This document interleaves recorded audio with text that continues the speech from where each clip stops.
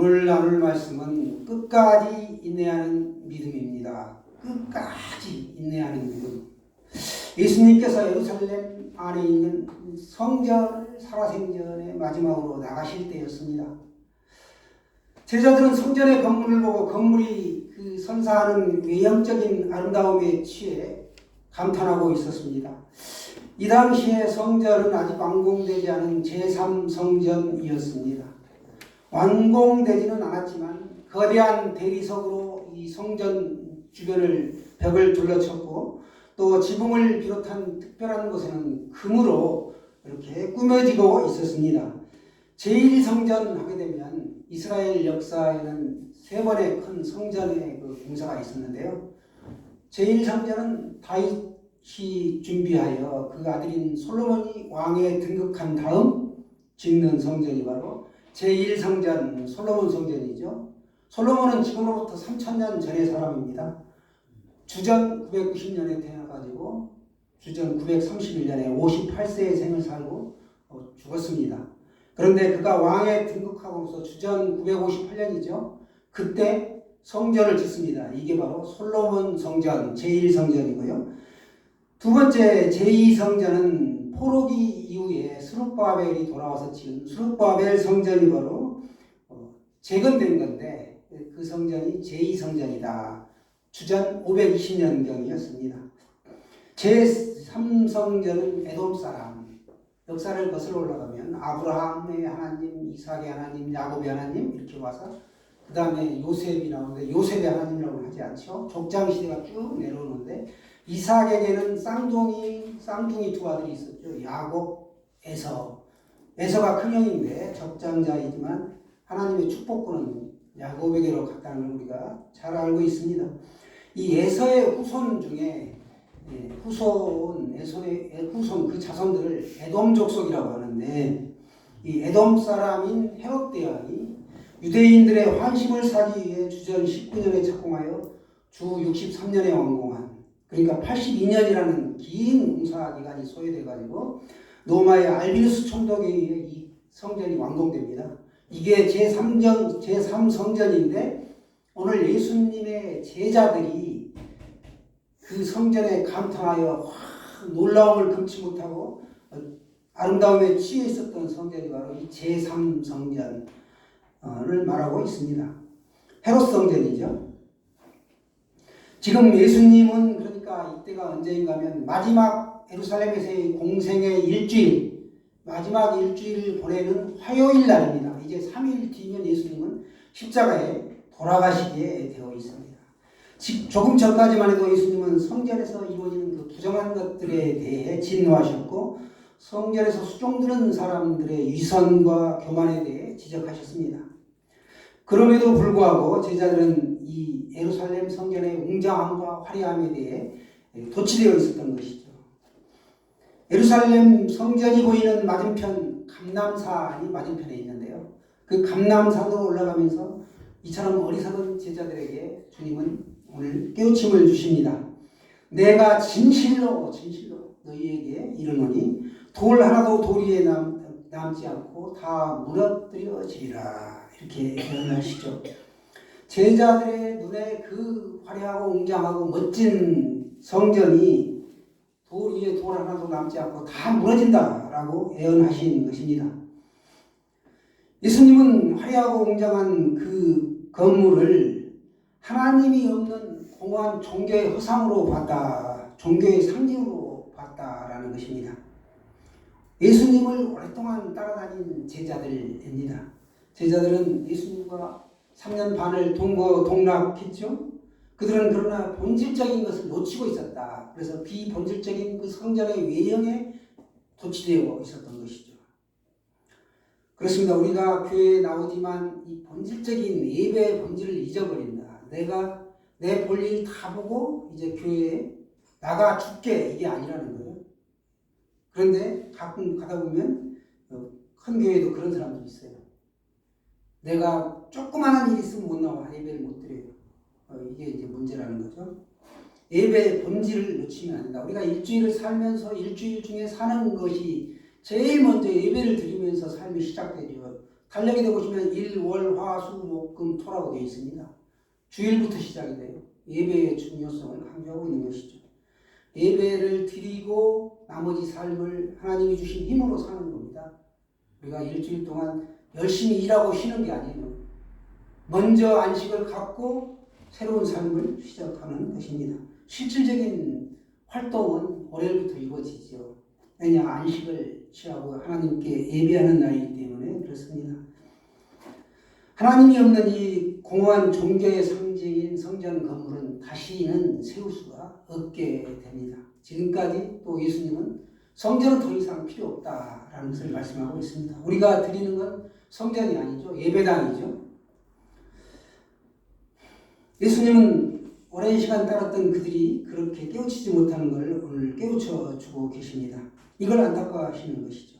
성전이 파괴될 것을 들은 제자들은 예수님께 묻지요. 이 일이 언제 일어나고 또 주의 임하심과 세상의 끝날에 어떤 징조가 나타날지를 예수님께 여쭈었습니다. 예수님은 제자들에게 앞으로 일어날 일에 대해 말씀해 주십니다. 그 첫 번째가 뭔가 바로 적그리스도가 즉 거짓 선지자들이 출현한다라는 것을 말씀해 주셨습니다. 이곳저곳에서 자칭 그리스도라, 내가 그리스도라라고 칭하는 사람이 한국에도 50여 명이 된다라고 알려져 있습니다. 그들이 사람들을 미혹할 것이고 사람들은 미혹의 영에 사로잡혀 진리이신 예수 그리스도와 또 이 거짓을 예수 그리스도가 참이라는 걸 모르고 거짓을 따르게 된다라는 겁니다.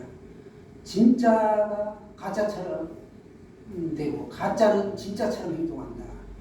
우리 참기름 하면 끝나지 무슨 참기름, 순참기름 이런 게 필요가 있냐 이거예요. 예수님이 복음이시고 예수님이 참이신데 더 이상 진리가 없다. 그 진리에는 다른 진리가 없다라는 것이죠. 예수님은 마지막 때에 일어날 징조로 민족이 민족을 나라가 나라를 대항하여 전쟁이 일어나겠고 곳곳에 기근과 지진이 곧 재난이 시작된다라고 예언하셨습니다. 또한 성도들에 대해 대규모의 핍박이 있을 것이다 이렇게 예고하셨습니다. 우리가 예수 그리스도를 믿는다는 이유로 핍박을 받고 살면서 손해를 입게 된다라는 것입니다. 예상을 뛰어넘는 고난과 시련이 닥쳐올 때 그럼에도 불구하고 끝까지 견디는 자는 구원을 얻는다. 끝까지 견디는 자는 구원을 얻는다. 여기 오늘 핵심 문장이죠. 끝까지 견디는 자, 버티는 자는 버티는 자가 아니라 끝까지 이 구원의 확신을 가지고 환난과 두려움을 이겨내는 자, 이 사람은 구원을 얻는다. 그렇습니다. 구원받은 증거와 구원의 확신을 가지고 우리가 이 삶 속에서 살아가는 것, 성령 충만한 채로 살아가는 것이 바로 이 환난과 핍박을 이길 수 있는 지름길입니다. 여러분, 예수 믿는다는 사실 때문에 우리에게 환난이 오고 핍박이 오면 그럴수록 우리가 예수님을 확 붙잡으라는 거예요. 끝이라는 것은 예수 그리스도께서 다시 오시는 재림의 순간을 말씀하고 있습니다. 예수님은 2000년 전에 초림하셨죠. 그리고 그게 초림하시고 3년 반의 공생애를 사시고 십자가에서 달려 돌아가셨는데 십자가에 달려 돌아가시면서 이제 종말이 시작되었습니다. 그러나 끝은 아니죠. 끝은 아닙니다. 종말이 시작이 되었다. 보면 개인에게도 종말이 있고 나라에도 민족에게도 흥망성쇠가 있고 종말이 있다는 거예요. 강대국이 약속을 침범하여 전쟁을 일으키기도 하고 이런 거죠. 그런데 우주적인 종말이 또 있다. 이 종말이 아직 오지는 않았고 종말은 이미 종말의 시계가 흘러가고 있다. 시작되었다라는 것이죠. 온 세상에 천국 복음이 온 세상에 민족에게 증거되고 전파될 때 그때야 바로 주님이 다시 오시고 끝날이 된다. 마지막 때가 된다라고 성경은 말씀하고 있습니다. 제2차 세계대전 중 유명한 강제 수용소가 있죠. 아이슈비츠 강제 수용소에 수만 명의 유대인들이 갇혀 있었는데 그곳 벽에는 그들이 쓴 글귀가 남아 있었습니다. 그들이 남긴 글 중에 이런 것이 있죠. 우리는 메시아가 오실 것을 믿고 있다. 단지 그의 도착이 조금 늦어지고 있을 뿐이다. 여러분 믿으시길 바랍니다. 성경의 신약에서만도 재림하신다. 예수님이 다시 오신다.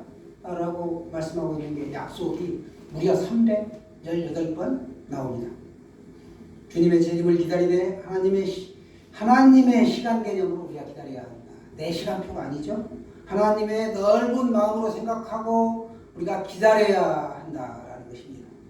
종말은 진정 이 우주적인 역사의 끝이다 라는 것을 잊지 말아야 합니다. 13절 말씀 보시면 그러나 끝까지 견디는 자는 구원을 얻으리라 이렇게 말씀하고 있습니다. 아멘이 되시죠? 아멘. 우리가 이미 구원을 받았습니다. 예수님이 내 안에 계시고 천국은 이 땅에 이미 도래했다는 거죠. 이미 얼레디 왔어요. 왔는데 우리가 그 종말의 시간 속에서 살아가고 있는 겁니다. 그리고 예수님이 재림하시면 그 종말의 시기가 멈추면서 이제 확정적으로 종말이 오는 거죠. 그리고 종말의 시작된 사이에서 종말이 오기 전까지 살아가는 그 과정 속에 있다. 그래서 우리는 얼레디와 낫의 사이에 살아가고 있다라는 사실입니다. 예수님은 오늘 제자들에게 무시무시한 답변을 해 주십니다. 화려하고 웅장한 그 성전이 돌 위에 돌 하나도 남지 않고 무너진다라는 것입니다. 그런데 그 역사적으로도 그게 증명되지요. 실제로 로마가 예루살렘을 침공합니다. 그때 포위가 되니까 그들이 결사항전을 합니다. 그 안에서 마세다 요새라고 아실 거예요. 마사다 요새. 거기서 결국 그들이 다 자결을 하죠. 그리고 그 성벽이 다 무너집니다. 그리고 성전 예루살렘 그 헤롯 대왕의 제3성전이 돌 위에 돌 하나도 남지 않고 무너져 내리게 되는데 그건 뭔가 하면 예루살렘 그 성전에 돌과 돌 사이에 금을 숨겨 놓았다라는 그 소문이 무성했기 때문에 그 금을 쟁취하기, 금을 가져가기 위해서 돌들을 다 헐어버리죠. 그래서 성전에 돌 하나도 남지 않게 됩니다. 로마의 디도는 예루살렘 성벽을 아주 힘들게 무너뜨렸습니다. 난공불락의 요새라고 불렸는데 무너뜨리고 나서 자신들이 얼마나 어려운 그 성벽을 무너뜨렸는가 자신들의 그 공적을 자랑하기 위해 서쪽에다가 남아있는 그 서쪽 성벽을 남겨두지요. 내가 이렇게 어려운 성벽을 무너뜨렸노라 라고 기념하기 위해서 벽을 그대로 놔둡니다. 그게 이제 오늘날 그 서쪽에 있는 벽이 통곡의 벽이다 라고 불리죠. 유대인들은 자신들의 조상들이 그 슬펐던 그 역사를 기억하며 통곡의 벽에 가서 늘 기념하면서 울지요. 그래서 이게 통곡의 벽입니다. 자신들의 슬픈 역사라는 겁니다. 우리가 이렇게 튼튼한 성벽을 무너뜨렸다. 로마는 당연히 그런 것들을 기념하기를 원했죠. 승전국은 그런 것들을 남겨놓습니다. 비석을 세워놓고 그런 역사적으로 그런 기념물들이 참 많은데 이것이 오늘날 유대인들이 참 부끄러운 역사이고 또 성전의 사라짐은 이 제사 제도가 종말을 거했다라는 것을 뜻합니다. 성전의 기능이 더 이상 이제 필요 없다, 끝났다라는 겁니다. 이제는 왜 영과 진리로 예배하기 때문에 웅장하고 큰 성전이 필요 없다. 실제로 예루살렘 성전이 무너지고 그때 유대인들 9만 7천 명이 포로로 잡혀갑니다. 그리고 그 나머지 110만 명이 죽게 되죠. 당시의 인구로 볼 때 이거 엄청난 숫자입니다.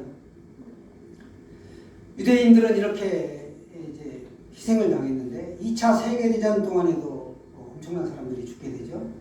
1차 세계대전 때 850만 명이 죽었는데 2차 세계대전 때는 또 5천만 명이라는 인원이 더 죽어요. 유대인들은 로마에 의해 자신들의 나라를 잃고 무려 2000년, 정확히는 1850년 정도 되는데 2000년 동안 유랑을 하죠. 그리고 1948년에 자신들의 애 땅에다가 나라를 세웁니다. 그게 이스라엘입니다. 오늘날 하마스와 이렇게 전쟁을 치르고 있는데요. 좀 안타까운 일입니다. 한 나라에 이렇게 한 그 지역에 두 나라가 이렇게 공존할 수 없는 모양이에요. 그래서 상당히 아랍권 전체와 이스라엘과 미국 이 민주 진영과의 어떤 헤게모니가 작용되어서 지금 싸움이 계속되고 있습니다. 종전이 쉽지 않은 것 같아요. 우리가 또 그런 걸 위해서도 기도하죠.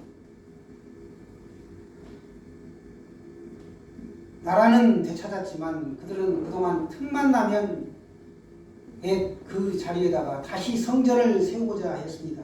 그러나 번번이 무산되었고 지금 그 자리에는 황금돔으로 이슬람 사원인 모스크가 서 있습니다. 돔사원 이게 서 있는데요. 이슬람의 아주 마음에 되게 큰 성지죠 거기가. 그래서 건들지 못합니다. 또 예루살렘도 예수님이 탄생한 곳이기 때문에 유대교회도 성지이고 우리가 믿는 그리스도교회도 큰 성지입니다. 세 개의 종교가 집합된 것이 바로 예루살렘입니다. 오늘 본문의 제자들은 감람산에 다다랐을 때 예수님께 어느 때에 이런 일이 일어날지를 묻습니다. 주님은 마지막 날의 징조를 말씀하시죠. 우선 각종 이단이 나타나서 자신을 그리스도라고 칭한다라는 것입니다. 그리고 또 지금도 이단들이 굉장히 많이 발음하고 있다라는 걸 우리가 볼 수 있죠. 두 번째는 자연적인 재앙이 이 땅에 임한다. 기상이변, 또 지진, 태풍, 쓰나미 이런 것들이 일어나죠. 셋째는 국가 간의 전쟁이 있다. 전쟁, 러시아와 우크라이나하고 계속되고 있죠.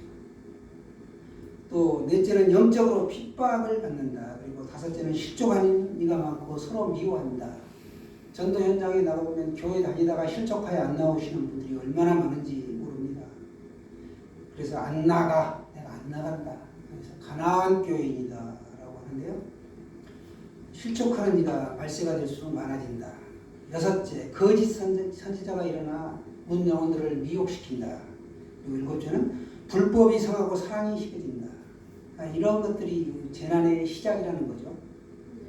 종말이 시작되는 모습을 보여주고 있습니다. 그런 의미에서 주님이 오시는 초림부터 종말은 시작되었고 종말의 끝은 아닌데 주님이 다시 오시기까지 계속 절정을 향하여 치닫고 있다라는 것을 기억하십시오.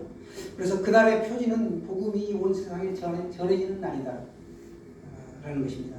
땅끝까지 이르러 복음이 증거되면 비로소 주님이 오십니다. 우리들 주위에 보면 시계, 저도 이렇게 시계를 차고 있는데 저 뒤에도 시계가 있죠. 이 시계를 보면 언제나 시계는 현재 시간을 나타냅니다. 그래서 우리의 삶도 항상 현재인 것 같습니다. 그러나 우리의 시간은 지금 이 순간에도 쭉 흘러가고 있고 또한 마지막이 있다라는 것입니다. 우리의 삶은 모래시계와 같다라는 것입니다. 인생의 마지막이 있다는 것을 묵상하는 사람들은 주어진 삶의 순간순간들이 굉장히 소중하지요. 저도 사우나를 좋아해서 찜질방이나 사우나를 1년에 한 서너 번은 가는 것 같아요. 가면은 모래시계가 있습니다. 5분짜리가 있고 15분짜리가 있고 30분짜리가 있는데 대개 사우나 그 뜨거운 데 안에는 5분짜리 모래시계가 있어요. 그래서 저는 한 5분짜리를 딱 엎어놓고 그거 끝나기가 무섭게 냅다 뛰쳐나오거든요. 더 이상 참지 못해 뜨거운 걸. 근데 그 안에 보면 엎었다가 뒤집었다가 계속 하시는 분들이 있나 봐요. 30분이고 뭐 참 대단하신 분들이다. 환란과 핍박이 있을 때도 그거보다 더 뜨겁고 더 힘들 텐데 그분들은 잘 견뎌내실 것 같습니다. 인생의 마지막 순간이 있다라는 걸 좀 꼭 기억해 주십시오. 여러분, 그분의 삶은 그분은 마지막 때를 알았고 하나님의 뜻을 이루기 위해 매 순간 자신의 모든 것을 쏟아 부으셨습니다. 그로 인해 우리는 영원한 삶을 선물로 받았습니다. 우리는 우리 육신의 모래시계에 모래가 얼마 남아있는지 알 수가 없죠.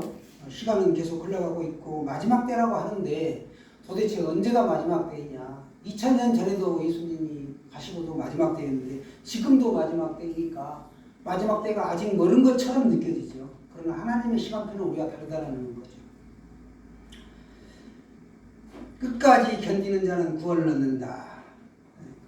구원을 얻는다는 것은 천국을 내가 소유하게 된다라는 것입니다. 우리가 이 현실에 살면서도 현실을 이겨낼 수 있는 현실 천국을 내가 누릴 수 있다. 천국의 삶을 살 수 있다라는 사실입니다.